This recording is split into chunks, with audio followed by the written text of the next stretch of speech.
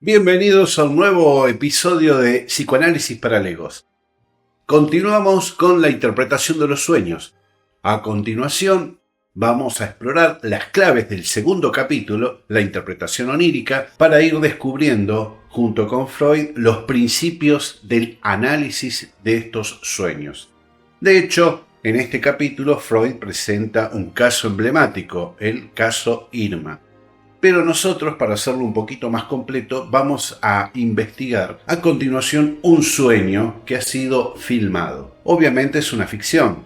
Es parte de una película llamada Spellbound o Cuéntame tu vida de 1945, donde Hitchcock recrea un trauma amnésico en un paciente y a través de los decorados de Salvador Dalí nos va introduciendo en lo onírico, la alucinación. Y por supuesto, todo esto tiene un sentido, como lo postula Freud, y colabora al entendimiento de lo que luego sería la explosión del psicoanálisis en el país del norte. Así que, veamos el sueño. Mientras estaba soñando, pensaba que todo eso quería decir algo. Que había algún otro significado que yo debía descubrir.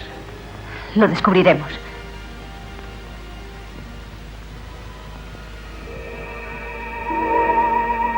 No sé describir qué sitio era aquel.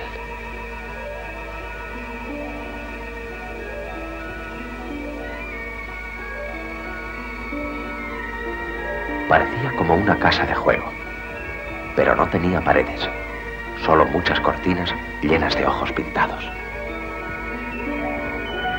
Un hombre se paseaba con unas enormes tijeras y cortaba las cortinas por la mitad. Luego apareció una chica muy ligera de ropa y se dedicó a dar vueltas por la habitación besando a todo el mundo. Primero se acercó a mi mesa. ¿Reconoció a esa muñeca tan cariñosa? Pues lo siento, pero se parecía un poco a Constance. Ajá, esas eran sus ilusiones convertidas en sueños. Siga. Bien, yo estaba sentado jugando a las cartas con un hombre que llevaba barba. Yo daba y levanté el 7 de trébol. Él dijo, eso suma 21, yo gano. Y cuando dio la vuelta a las cartas estaban en blanco. Entonces apareció el propietario del local y le acusó de hacer trampas. Le gritó, aquí mando yo y si vuelvo a cogerle haciendo trampas le parto la cara. Siento mucho lo de la chica ligera de ropa. Menos mal que no soñaste que yo era una batidora como hizo otro de mis enfermos. ¿Y eso qué significa? No te preocupes.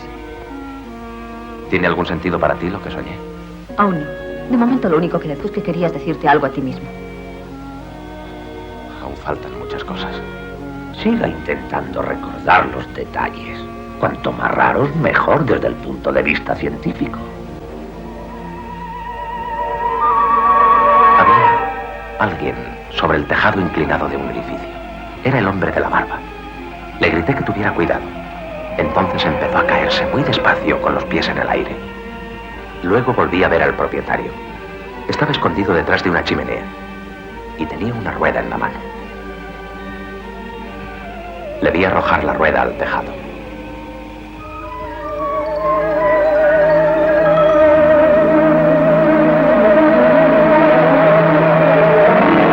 No sé por qué yo corría. Algo daba golpes sobre mi cabeza, un gran par de alas, que me persiguieron y casi me alcanzaron cuando llegué a la falda de la montaña. Supongo que escapé, ya no me acuerdo. Y eso fue todo. Cuando me desperté vi al doctor Brulov. Hemos dejado de lado ya la ficción y ahora nos vamos a adentrar en la realidad. La realidad dice que los sueños tienen una serie de características que Freud exploró en profundidad. Así que vayamos directamente a la fuente.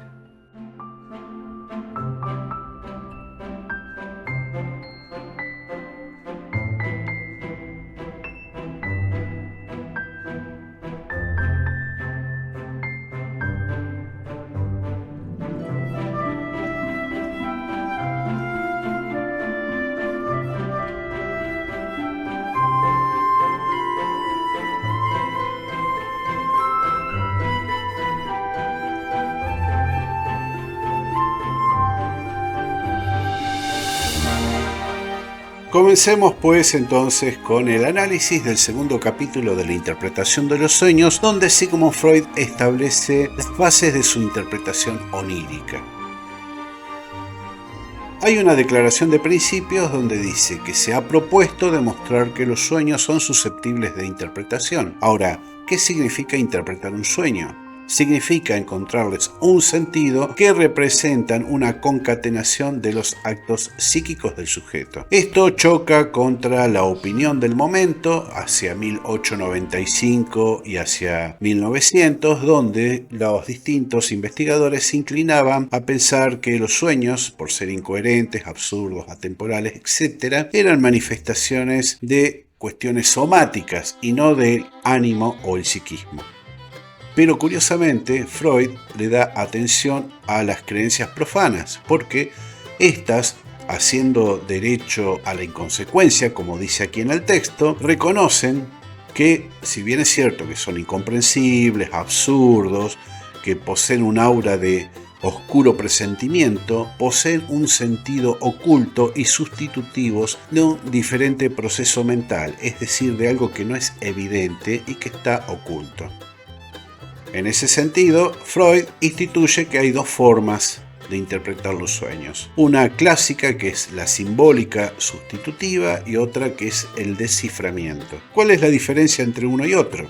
Bien, lo simbólico y sustitutivo lo podemos ejemplificar con el sueño del faraón en el Antiguo Egipto, donde José interpreta el sueño de este monarca, que consistía en 7 vacas gordas devoradas por 7 vacas flacas. Nadie sabía qué quería decir. José le da la interpretación que después de 7 años de abundancia venían 7 años de hambruna. Este sueño es claramente un vaticinio, el faraón lo toma en cuenta y Egipto se salva de la hambruna. Pero estos símbolos tropiezan con un pequeño problema.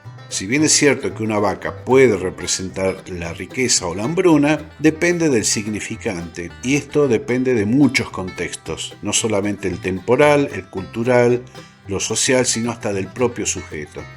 Un ejemplo muy claro de esta dicotomía lo es el gran libro de San Cono, santo en cierta forma perseguido por la Iglesia en Uruguay y en Argentina, donde si usted sueña con alguna de las cosas que estamos viendo acá, que no voy a mencionar porque algunas son subidas de tono, y juega a ese número, va a obtener los beneficios del dinero.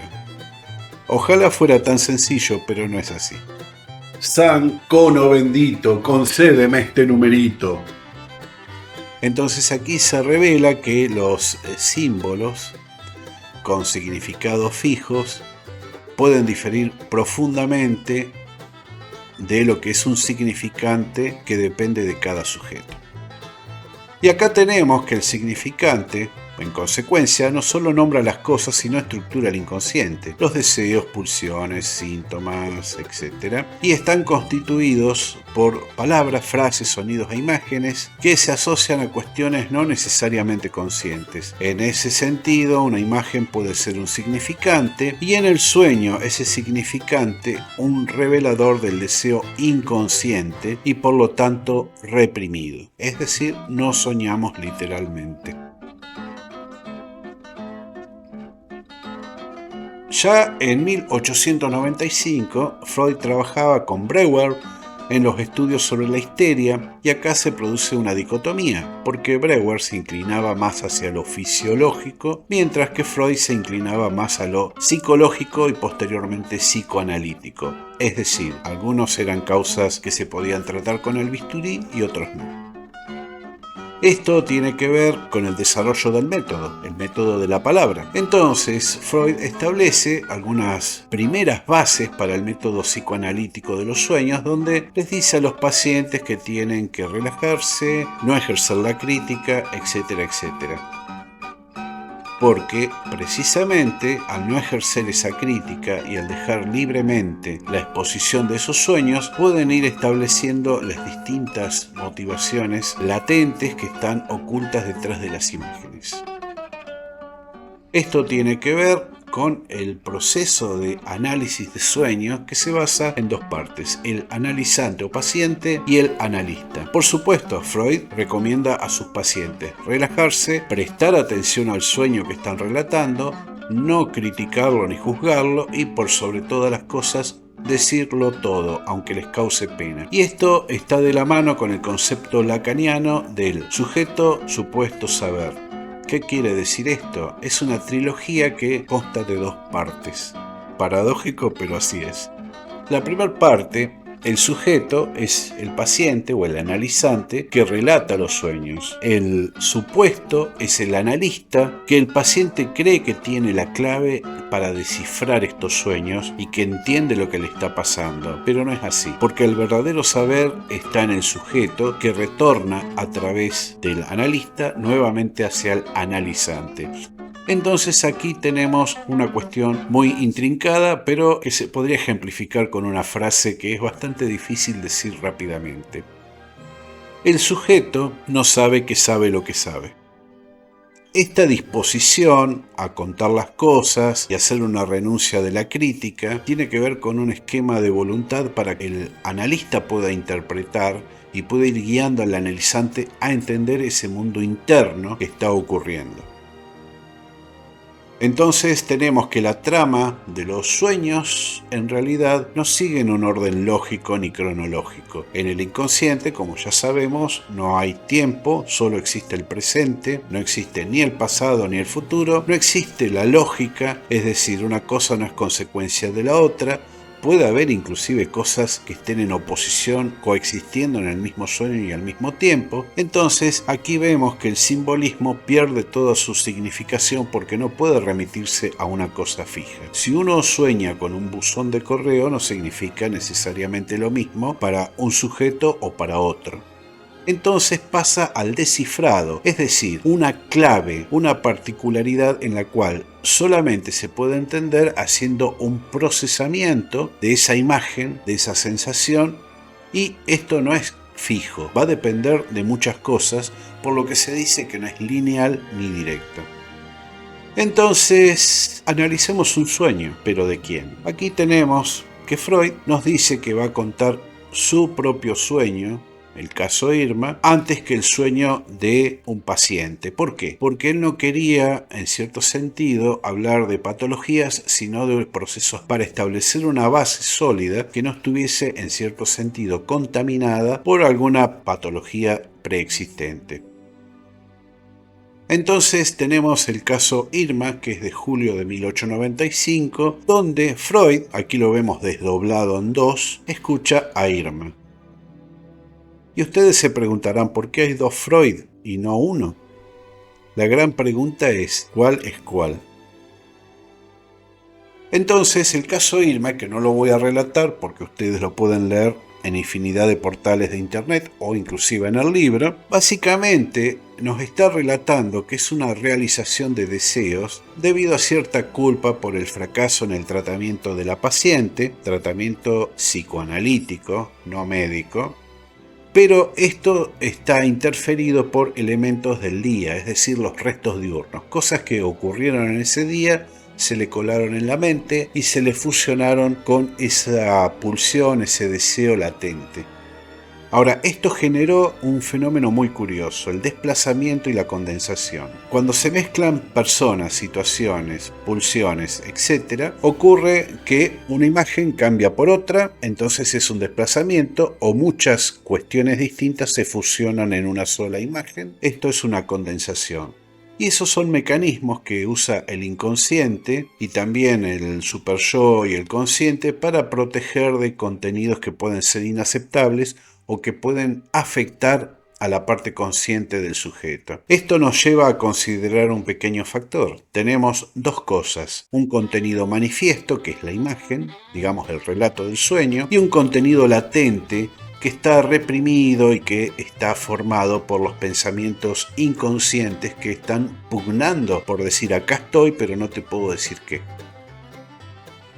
Conclusiones. Una vez llevada a cabo la interpretación del sueño, este se revela como una realización de deseos. Esta es la luminosa y gran consecuencia que tiene este sueño en particular. y todos los demás. Entonces, volviendo nuevamente al primer sueño fílmico de 1945 de Spellbound, vamos a ver la conclusión, que si bien es cierto no tiene tanto que ver con los sueños sino con el proceso, donde el sujeto, analizado Ingrid Bergman, que es la que hace de psicoanalista, logra vencer su trauma que habíamos visto en el sueño. Si ustedes quieren saber a qué me refiero, tienen que volver a ver el fragmento al principio de esta proyección. Y con esto damos fin con Trabajo para la casa o Trabajo para el hogar, donde ustedes van a tener que pensar por sus cuentas.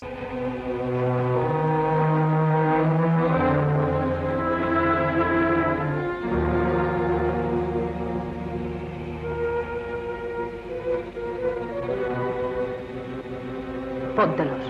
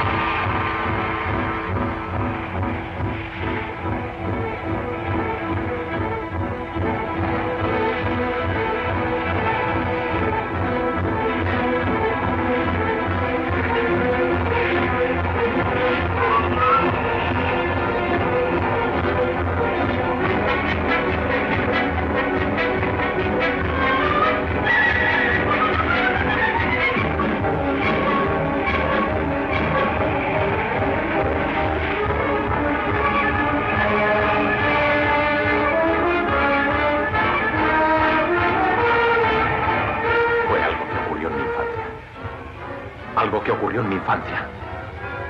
Ya me acuerdo. Yo maté a mi hermano.